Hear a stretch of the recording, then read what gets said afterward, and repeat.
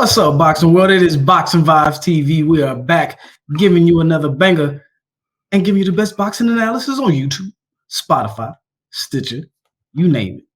Like always, we out here. So let me go ahead and introduce the crew. We got JD. You already know. 8-1 Trey all day on this sunny day in Florida. And we got Q in the building. Element of Q making it do what it do, baby. What we got? And we got yours truly, me, Jay, the moderator of the Sea of Madness.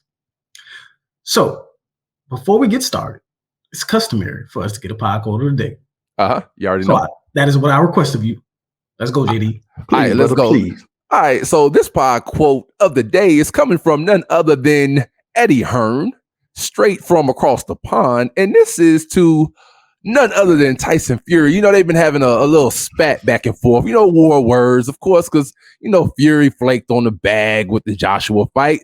But let me give y'all the quote that Eddie Hearn has recently stated to Tyson Fury. And quote, you know, he says, "I'm not a champion. I'm just a businessman."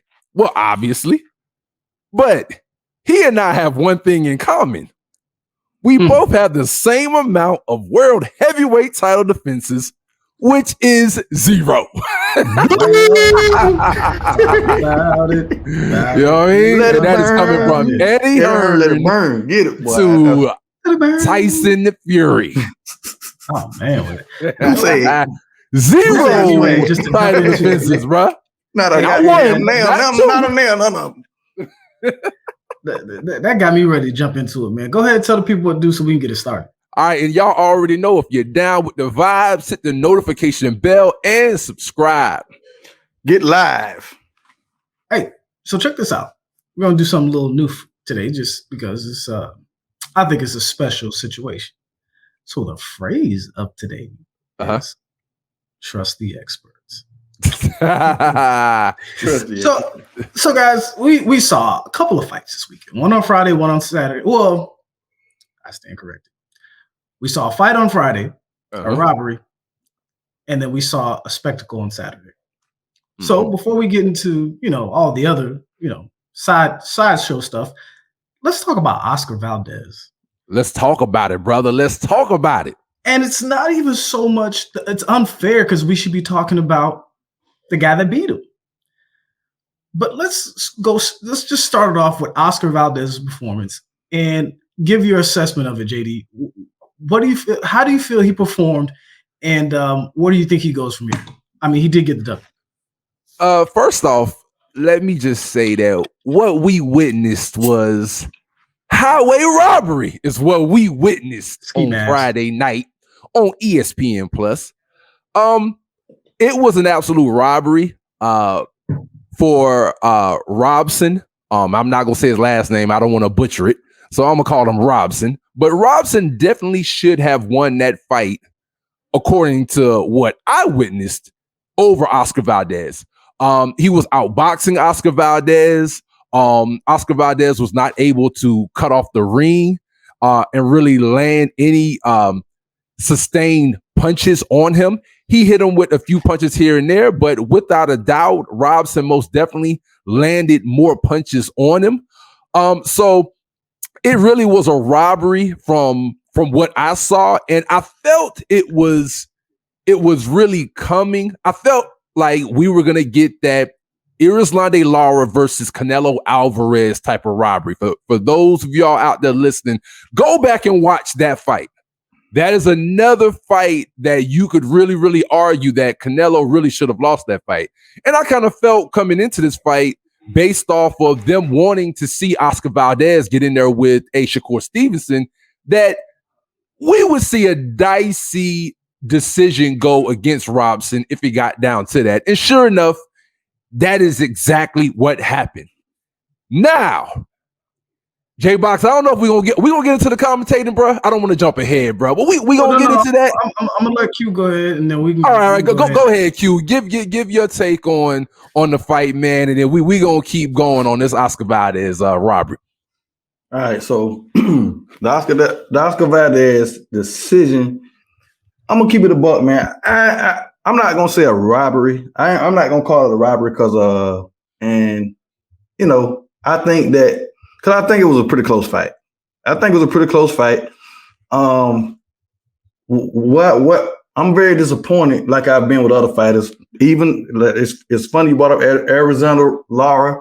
Jermaine, I'm gonna say Jermaine Till. I talked about this in recent pods as it pertains to him and the Bernard Hopkins. Was Bernard Hopkins fight? No, I'm sorry. Jermaine Taylor versus Winky Wright versus Jermaine Taylor, and how they fought a fight that I felt like they was winning, and they didn't close it. They didn't close the show. You know what I'm saying? With a lot of what could be perceived as running, but it's ring generalship but something to showboat. I think my man with the showboating, if he didn't showboat, because he walking away, not looking at him, and you know what I'm saying, he had amazing ring generalship. His footwork, he was out of pocket at all times. He wasn't running because he was touching that boy right at his face, tail of the face, not the tail of the tape. If you look at the tail of the tape, he landed more punches. Yep. But it could sort of, have a stinking up the place type of effect when, people, they want to see Oscar Valdez versus Burchant type of toe-to-toe. They want to see that, but my man, he a pugilist. He got in there and he hit, not get hit. And a lot of the punches that Oscar Valdez, it sounded off and it looked like he landed like this one particular body shot, like a hook to the body.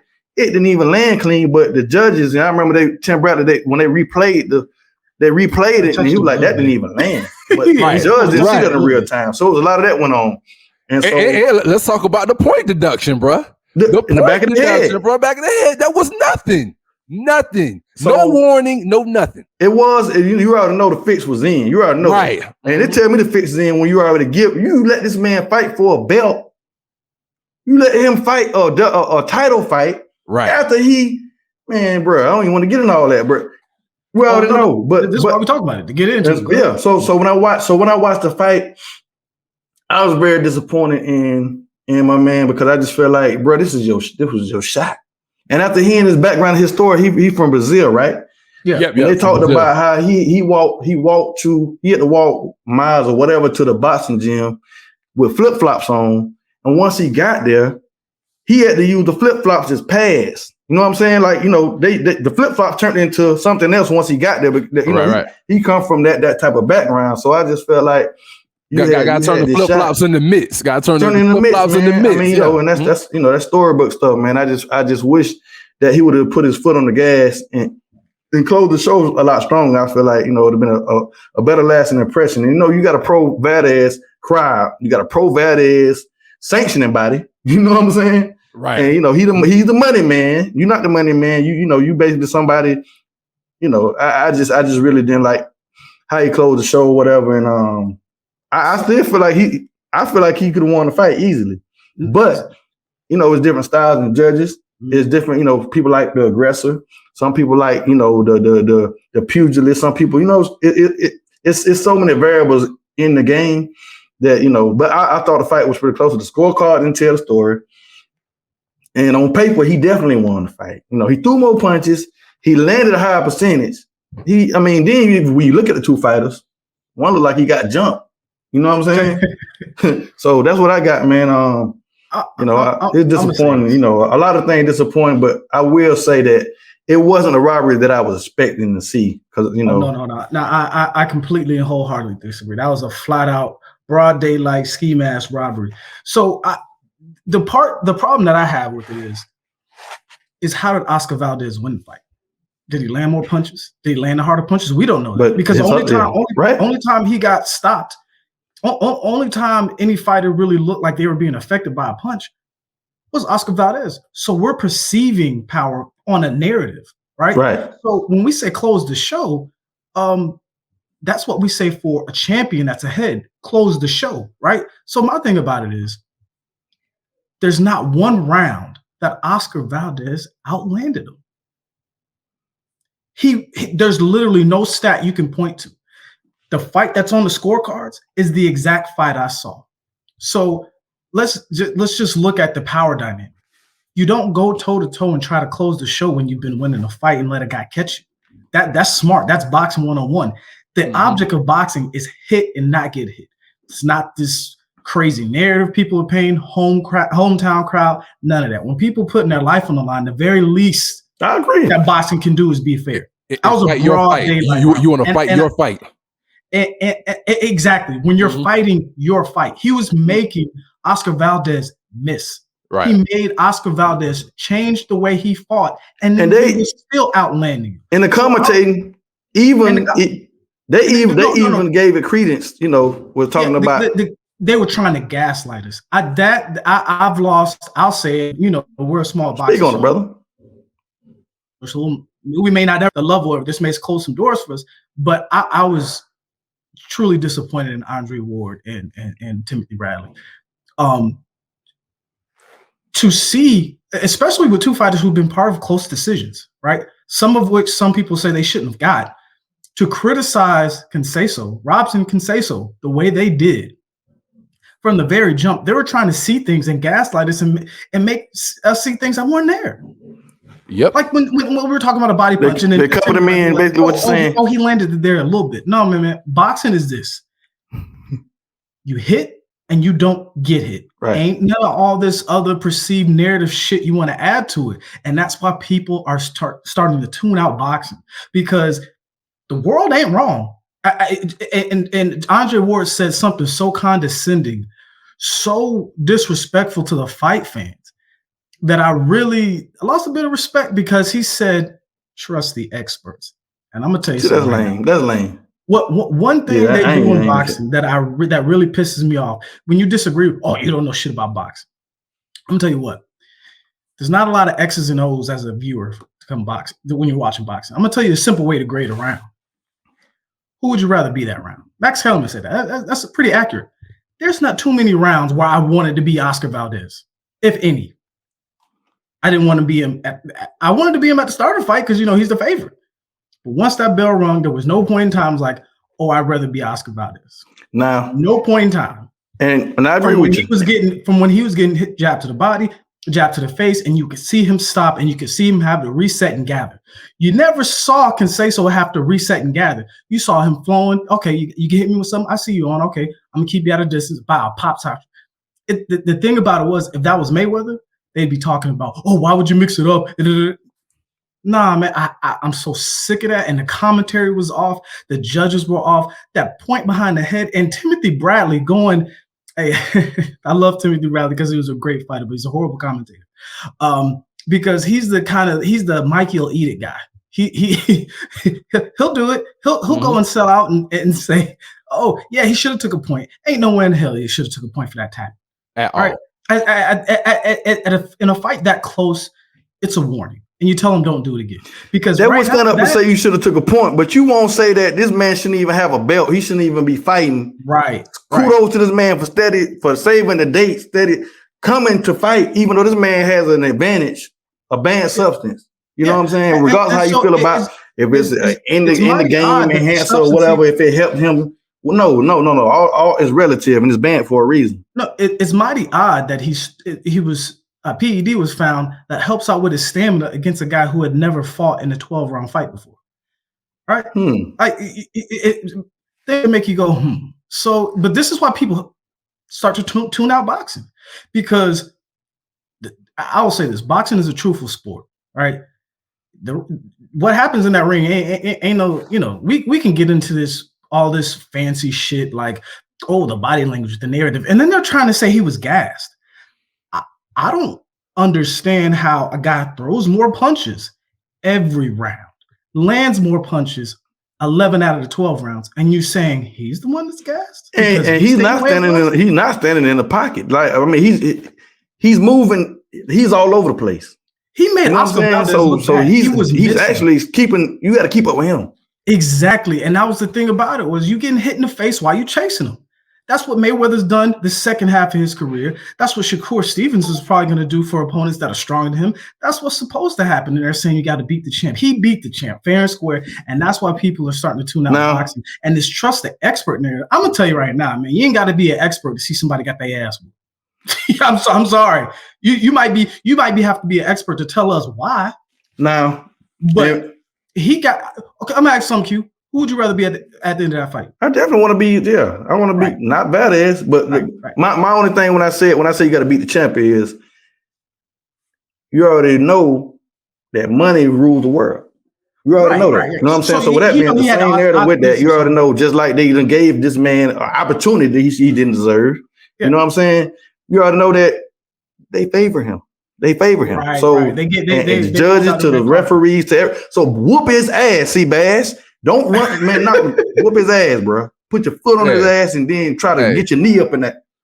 What you got on let me say this, man. We're gonna get to the nitty gritty of SOG Ward and Timothy Bradley. You know, and so I took the liberty. Where's my glove at? Right here. Let me get my prop right quick. You know, so go ahead. You know, we've been in Vegas a number of times. You know, so we've crossed. You know, SOG Ward and you know Terrence Crawford, and a number of fighters, right? So I had this glove, man, and I'm not gonna lie, man. And I mean this wholeheartedly after the commentary that we sat there and listened to on Friday night, if Bud Crawford wasn't on this glove would be going in the trash.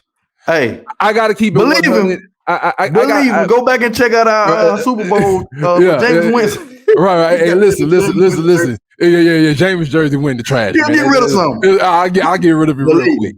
But I'm gonna be real, man. Like I'm not surprised, really. Like to your point, Q. Yeah, everybody knew Robson was going into hostile territory. You know, he wasn't gonna win a decision. That wasn't a shock to anybody. Again, I feel like we have to call out the 117-110 scorecard. Drama. Those judges gotta go. Drama. Those judges gotta get the hell up out of boxing. I'm not sure whose name it was who gave the 117-110 scorecard, but if I had their name, I'd be name dropping their name right now. We gonna find it. We gonna get to that part of it. I'm gonna tell you something, and I'm gonna tell you something how Andre Ward and that whole production was trying to gaslight us and thinking we saw something that we didn't see. I forget the guy's name. He's whatever. He's the moderator, I guess. The doesn't provide the color comment, but he said, "Well, we saw the 117, but you know, you always get one of those outliers. We shouldn't be conditioned to seeing and hearing outlier shit like that. Right. Like it's not an outlier, but it always happens. Right. It always happens. And so that's why people get turned off with boxing.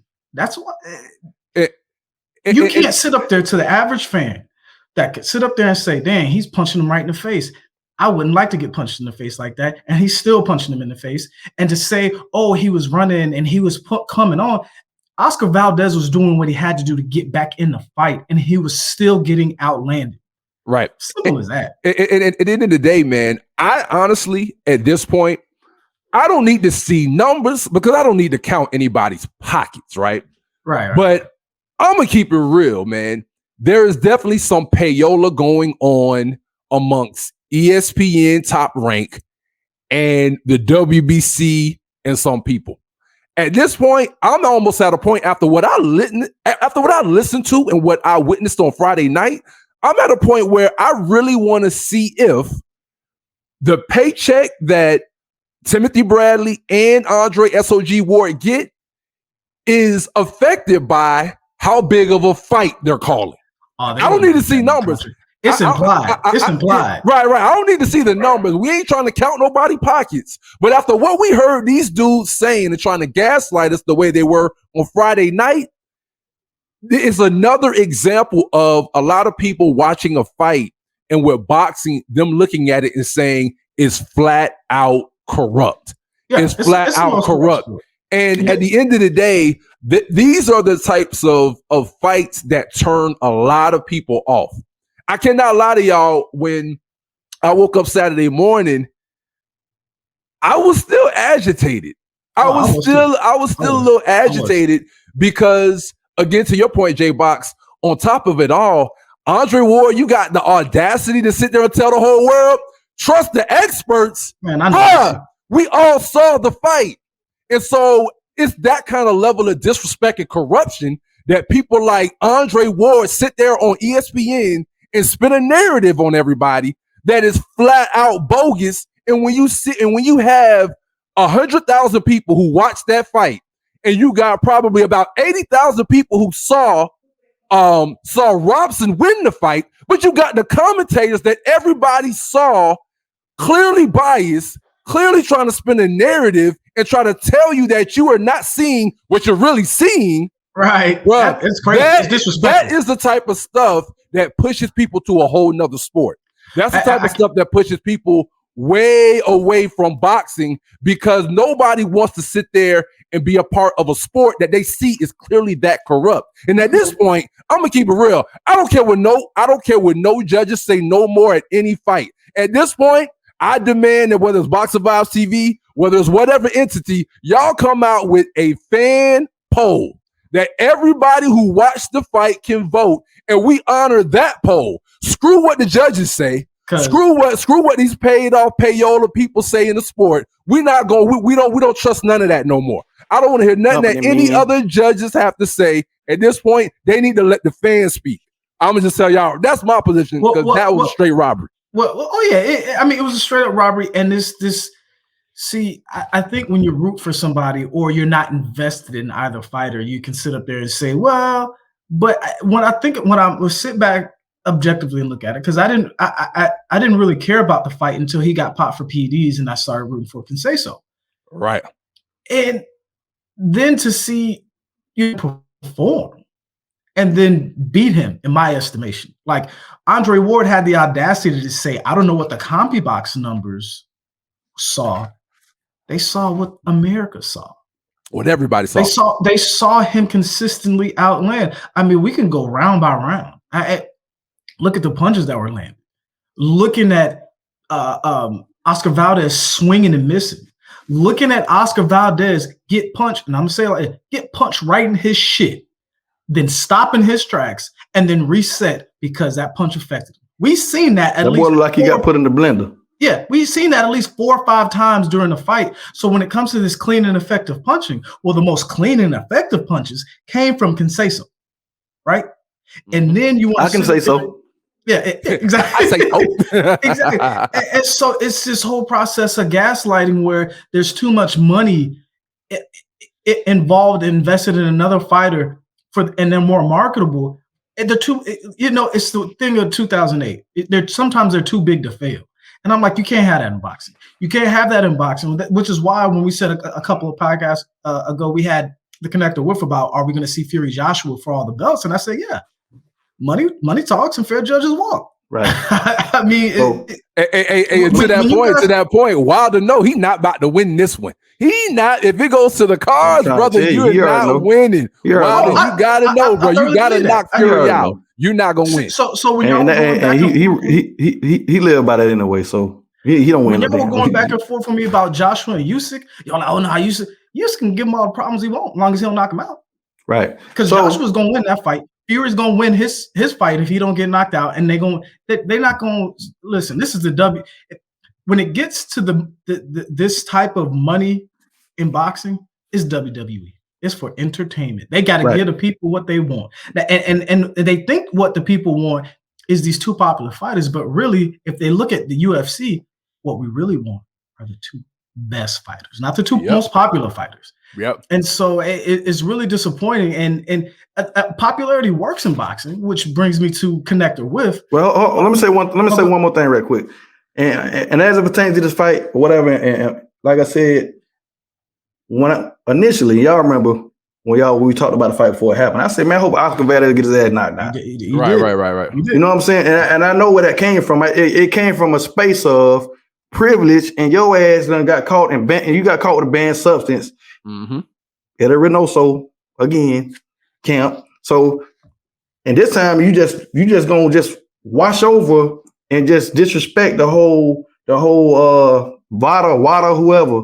Right. And it's just disrespectful to me, and I didn't like it. So I'm like, I hope he get what he deserved. You know what I'm saying? I feel like, he did. And so with that being said, when I watched the fight, whatever, and I did see Valdez came strong in the second half. He got the second half, he did come stronger, but I still feel like he didn't win the fight, and that scorecard was super bogus. And I just tried to look and find they're not really putting it out there like that. You know what I'm saying? Talking about the judge, right? Yeah, it's not really being put out there like that. I tried to specifically look for who the judge was. And that's not by it's not a coincidence. That's not a coincidence either. Right. Either way it go, I just want to say that because I felt that I was trying to balance myself out because I know I was emotional about that going into it because I felt like he shouldn't even been fighting. Yeah. You know what I'm saying? So that's where I was at with it. But the fight, well, it was a decent fight, pretty close fight. And once it's close like that, I just try not to say robbery, but I do feel like he didn't win. And on paper, and with me watching what I watched, the beat the champ thing comes from the corruption and the money side and all of that. From all of that I know, and I know the judges, they got the wiggle room of he wasn't. He they'll want to say somebody moved around too much or somebody it wasn't the style that they want to see. They do it. They say somebody moving around too much. Right. So that's it. I just want to tell. I'm gonna say it like this. I'm gonna say it like this. This is the funny part. If we use that same logic, it is not beyond the pale for Manny Pacquiao to really believe that he knew. Right. Mayweather didn't do no damage to Pacquiao. If we want to go off, exactly. Who had the stronger punches? Mayweather had the lip. Never seen Mayweather lip look like that. Right. Yeah, exactly. So and the last thing I say, I know we about to go to connect the whip. And the last thing I say, and I don't think anybody's shocked by the decision, right? Yeah. No. But the biggest story of the night, to me, Andre Ward and Timothy Bradley, man, y'all can't do that. Y'all can't do that. But let's move on. And just for boxing, I'm about to go back and watch that because I expected Andre Ward to be on that channel. I'm about to watch Timothy Bradley because Andre Ward been bogus on the scorecard. He been tripping for a while. I just chopped him up to being the company man. He's doing what he got to do. They company men at this point, and I can't knock them. They making their money. They took their lumps as Warriors, and now they on the other side of it. Yeah, so I'm about to watch Tim Bradley because I still gave him a little more credit, but I'm about to watch it again. He's the worst one. I wish they would give more back to the sport now, but I guess they gave enough as fighters. I just wish they wouldn't hurt the sport like they did that Friday night. And I'll say just this is one last thing, and we're gonna move on to connect because I do feel passionate about this. I know I called JD a couple of times, and I talked his ear off about this. It really pisses me off, man. And I real quick, not to take out our memory lane, I was like 11 years old. I was watching Big Fight on HBO. I ran to the back to my pops. And mind you now, my pops had experienced the Muhammad Ali era. Was a kid during, Joe Louis. Like, he experienced all these great eras of boxing when boxing was the number one sport. And when I came back and I told him, he's like, I don't care. I was like, why don't you care about boxing anymore? And this was the reason why. And this was that many years ago. And so this is one of the things that turn people off the sport. And the last thing I'll say, and this is just a point about the narrative. Anybody who says that Robson Conceicao appeared tired in that fight should shut the hell up because there was only one fighter that was caught with PEDs that improves your stamina. So at least there wasn't on the even playing field. Yeah. So please, they weren't playing on the even playing field, and he still lost. But as we move on, let's go to Connect the Whiff, and there is a sad loss for boxing, but an unexpected, but I won't say not fully surprising. Connect the Whiff. Holyfield, Evander Real Deal Holyfield shouldn't have been in the ring Saturday night. Go ahead, JD. All right, but before we get to that, man, I got a little clip, man. Let's roll the tape on this, man. So y'all fans, in case y'all didn't see this, man, y'all check. Holyfield would come back. He's got to touch him with the jab. He got shot again. Left hand. Vitor opening up. The referee looking in close. You can't stop this. Let Holyfield get his shots in. They will wave it off. They didn't give him. And with that being said, it's a connect, brother. He's got to stop. I cannot believe that my state. No, I can't believe it. I can't. But I was about to say I can't believe my state of Florida really allowed this to happen. But no, I can't believe it because California, rightly so, did not allow this to go down. And they were like, nah, we're not about to let this be a real fight with this 58-year-old man who's what? A decade? Y'all correct me if I'm wrong. A decade from his last fight? Damn. In about 10 years? He was 10 years from his last fight, man. And he's 58 years old. But nevertheless, Florida allowed it to happen, man. It's horrible. That was just horrible, bro. And I hope that Evander really lets it go, and he hangs it up for good. Because I will say this, and I keep saying this, I'm saying one last time. Evander has to be at peace with the fact that he will never be Mike Tyson. He will never get that love from the fans, and he doesn't have the swag of Mike. He was still chasing. Right, he has the respect. He definitely has. He definitely has the respect. Really, I ain't gonna even get into that. He definitely has the respect, but he really was still chasing a third fight with Mike Tyson. Chasing the ghost. Yeah, a man that he actually already beat. That he already beat because he's always wanted that love and acclaim. You come back and knock out Wilder. He gotta let it go, bro. You ain't gonna get let it go. Tyson, but that's all I got on. That's all I got on it though. I got love. Yeah, that ain't how the world work. Anyways, it's a super. He shouldn't have been in the ring. His kids said it to him. He knew it. Mm-hmm. Jeff Mayweather pissed me off because you trained him. Then I think then Jeff Mayweather talking about he's gonna be a problem. And bro, you know. You even watch. Shout out to Showbiz the Adult, man. You know, I love Showbiz the Adult. And he said he showed a clip, and I mean I want to send it to y'all, but so much going on where Holyfield was actually promoting the Triller fight. You know, he did the little quick plug, little 5 second. Check out the fight on the Triller. He couldn't even say Triller right, but you know that ain't got nothing to do with that. So, but once he went to throw a punch, bro. Like he threw a punch and he threw the punch like that, bro. And I'm like, no. And Showbiz went to laugh and he couldn't stop laughing. You want to hit, but all slow, huh? It was no. And then so I had to watch Jeff Mayweather, somebody, Jeff, I don't know if I'm wrong. Either way it go, they had him training or whatever, and his motor skills didn't look good. But they had some clips where he looked a little sharper, but he didn't belong in there. And I think some of it has to do with Tyson, but I also think he's broke and chasing the bag too. Yeah, so financial decisions throughout his life. That's true too. Seeing Rick Ross throw these huge pool parties at his house, he wants the biggest house in Georgia. You know, might be 100 million acres, 90 bathrooms, man. Like that, you know, like it's bad. You know, Holyfield had a lot of kids. Too, and 13, fast 14, lifestyle and too many kids to do that to you. And financial literacy, man. We gotta be better. We gotta teach our kids. This ain't what you want. Because I don't want. How many fighters like even Mike Tyson? You don't want to be the next fighter. No, stop Floyd Mayweather. You the man right now. You the big man. In the future, later, you don't want little baby buying your house for 1,000% discount. Like we seen 50 Cent buy Mike Tyson's house in Connecticut. Right. And Holyfield. You know what I'm saying? Yeah. Mm-hmm. Yeah, we done seen it. We done seen that, and that's the dynamic we need to change, man. And I will say this, man. I hate to go back to it, but I feel like it was such a big robbery. I said something to JD yesterday when it comes to this whole thing, and I'm circling back to Oscar about this because you just reminded me of something about not wanting your kids to box. Up until that point, I was like, I would put my kids in boxing. If I had kids, I put that ain't that. And what's happening in boxing is because it's so unfair and it's so dangerous. Ain't nobody going. Who wants to put their children in that unless it's the only thing they got? You know what I'm saying? So, but anyway, getting off topic, man. Speaking of Vitor Belfort, the MMA fighter, he called out Jake Paul.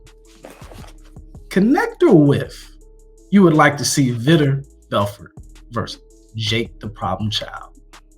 Paul. Go ahead, Q. Should I watch it? I'll watch it. You know, I definitely tune into it. I ain't gonna lie. Okay, what we got, JD? It's a connect for me too. I mean, I think that'd probably be a decent matchup to see how they do. So that's a connect for me too. I'll see that one. Yeah, I'd definitely be interested in that. Just to see, hey, I mean, one MMA fighter almost put him through the ropes. This one might put him on his ass. So, I mean, it'd be cool to see. Neither one of them are boxers, but I have to say I would root for Jake Paul just because as a practitioner of the sport, he's been boxing a lot longer. So, I'd be rooting for him, but I would like to see him get punched. I'd rather see him in there with Tyrone Whitley again. Yeah, but they ain't about that. Yeah, they ain't having it. Speaking of rematches that are not going to happen, connector with Teofimo is ducking a rematch with the Matrix by mulling his career, by mulling a decision. No, not really by making a decision to go to 140. As they said, the headlines were, he's mulling a 140, thinking, he's going to 140. Connector with Teo is ducking the Matrix. by going to 1-4. Go ahead, JD. It's going to be a 2-part response. I'm going to say connect, but let me add, for very good reason, because what we saw happen with Oscar Valdez and Robson, bro. So he is ducking, but he's ducking because he knows if he gets in that ring and he does not get him out of there, he's not walking away with a decision over Lomachenko at this point. Nope. Not it could be partly because of the Nakatani fight, that because Teofimo looked good as shit in that I mean, not Teofimo, but Loma. The Matrix looked like the Matrix. Like he looked like he. But anyways, let me answer that question. I think Teofimo has a contract with StreamYard, with Duck Commanders, with Duck Sauce, Mario, Duckhead Jeans. Hey, so this sponsored by Tio. This sponsored by Tio, man. With the duck in the corner. And probably, like I said, for good reasons. Probably, you see the writing on the wall. You know what I'm saying? But it's a duck because that's a money fight. That's a good opponent. And when last seen, he came in. Could you try again? That was so Teofimo doesn't want to try again. But I'm gonna say this, and I'm gonna jump in on this. So I can't call somebody. I can't say somebody's ducking if they already beat the guy, and it wasn't controversial. He beat him, but it feels like the world wanted Lomachenko to win. It just feels like that. Right, exactly. It feels like they and so for him, and the reason why I say that is because even the contract that Bob made him sign, where his money was going to be tiered off if he lost, so he can only make X amount of dollars. He wasn't going to get a rematch. I mean, this is a mess of Lomachenko's making. His arrogance, he didn't take the kid seriously, and he got beat straight up and down. So you guys want to talk about closing the show? Not only did Tio open up and win, he closed the door. He slammed the door. And so for me, for Tio, it makes sense. Like, why go back when you know the world wants Loma to win? Like, come on, everybody. Not everybody. I'm just saying. ESPN. I get it. ESPN. Top rank is ESPN now. Right. Mm-hmm. So Bob Arum only makes him sign that sort of contract because he's on the back burner and his golden goose is Lomachenko, right? And so with knowing that, the same reason why Terrence Crawford, but Bob Arum didn't try to make a Terrence Crawford-Pacquiao fight, right? Pacquiao was his cash cow. He wasn't making no money off of Bud. So then why, after doing that, why would you go back into that fight, right? You climb to the mountain, onto the next. And so, I mean, it would be a really good fight, but at the same point in time, just the politics of boxing, I think he's smart for doing that. And that's unfortunate because that kills the sport. We should see Tio Loma on a fair playing field, right? Because the thing I won't say about Tio and him ducking, he was asking for the fight, but if anybody even really knew who he was. We knew who he was, but the boxing public at large didn't really know who Teofimo was. And they still don't. And he said, I want that fight. And he was serious, and he beat him when nobody thought. I wish I would have put money on that fight because I think all three of us unanimously picked Tio to win that fight. I thought he'd get a knockout, right? But it's just one of those, and he almost did. Right. Lomachenko knew when see, here's the thing is, I said, you know what? I'll be consistent. I said, is he ducking a rematch? He's ducking the rematch, but he's not ducking the fighter. He's ducking the situation because I don't feel like he'll get a fair shot. Right, and he's ducking it because of this simple fact right here. He already knows that the fix is in with Top Rank and ESPN that if Lomachenko goes into that second fight and he's a little bit more active, might not mean that he's winning, but if Loma just goes in there, he start early because he lost like the first 5 rounds. Exactly. So if he steps into that ring and he's more active, Tio knows that if I can't get him out of there, they're going to give it to Loma automatically, even if I probably won. So, I mean, that's what's pretty much going to happen. Watch that fight. Loma only won 4 rounds, right? He like, people don't get how like thoroughly Tio beat him. He was up in the fight. Loma had to do something to change the fight. And then when he adjusted, that's when Teofimo slammed the door. It's like, no, you're not better than me. Loma would have had to take chances he didn't want to take. Yeah.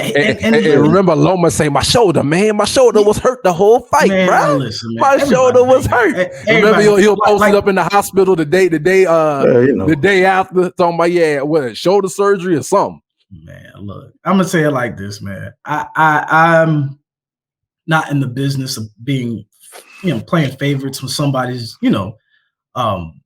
really just that dude, right? If you that dude and I'm not a fan of yours, I just say you that dude. I'll root for somebody to beat you, but like, you that guy. Lomachenko's not that guy they tried to make him, right? No. They make all these excuses for him, but then when they look at Pacquiao and all these other guys rising up the weight classes, they don't make any excuses for them. They don't make any excuses when some fighters lose. And when Pacquiao had his shoulder issue, he was trying to tell the world, I got a shoulder issue. I was like, oh, you lost. Anyway, next. Nah, man. Next. They did a whole little piece on ESPN about Lomachenko's comeback. I don't give a damn about Lomachenko like that. He's not one of the greatest fighters ever lived. He's one of the best pound for pound right now.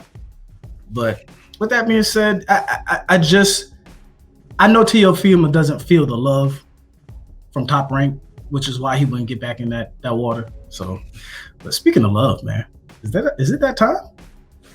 Yes, sir. I think so. Well, hopefully, man, y'all love us like we love y'all. Y'all already know what's up. Mm-hmm. This is Boxing Vibez TV, man, and on a somber post weekend, but still, man, we talking about boxing, baby. You gotta love it. Hopefully, y'all love us, man. We out of here. Take us out. Not too bad, boy. We out. Y'all make sure y'all still check out our Iron Mike Tyson glove raffle. Hit us up at bvtvmediagroup@gmail.com. And we out. Y'all have a good week, boxing heads.